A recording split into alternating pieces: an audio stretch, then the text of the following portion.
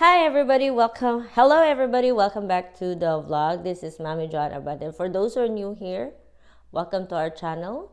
Our channel is about quarantine coping tips during the pandemic, sustainable lifestyle tips to support the advocacy of our son Ethan Abad called Goat Me, travel vlogs, travel tips, museum visits to support the advocacy of our daughter Eliana Karina Abad. She calls it cultural intelligence for better tomorrow, career tips, mommy tips, and haul and etc.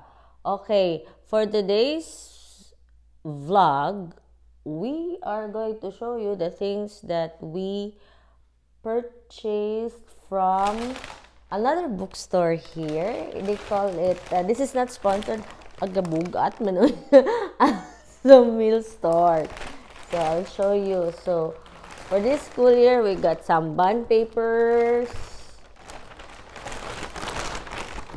This one, alright. And then we also, this one, tracing paper. Graphing paper. For some cloths.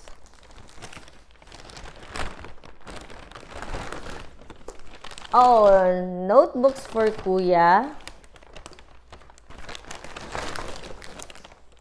This one is notebook for Mommy Joanne. Notebook for Kuya. And sketch pads. Alright. Siya from Alzamil store. So, siya. And we also have this one here. So, we have this primary composition notebook. Okay, tanawa. Nice kayo. They have 3 lines, no? Sure, red, blue. For Kuya. And this one, again, for Kuya. Okay, so, pencils for our arts and crafts. We have Mommy Joanne's index cards,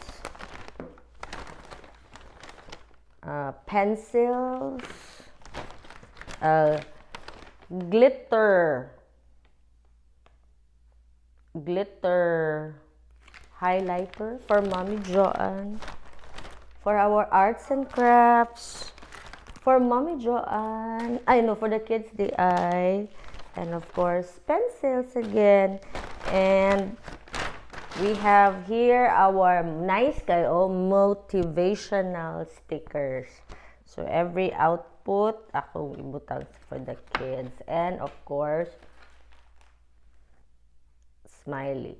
Okay, and another is a haul. So I got myself a may tawag ani portable storage. Okay, portable storage for my homeschooling activities. And then I got this from Jarir for the kids cursive writing drawing. O see, nailibre nga stickers. This is not sponsored at all. Okay, nice stickers. And then what's the beauty of it is like, look, see, but na yun siya like step 1, 2, and 3. So, guided jud ang stroke. And then also this one, the cursive writing book. So, let's do a unboxing. All right, together. Tan tan tan.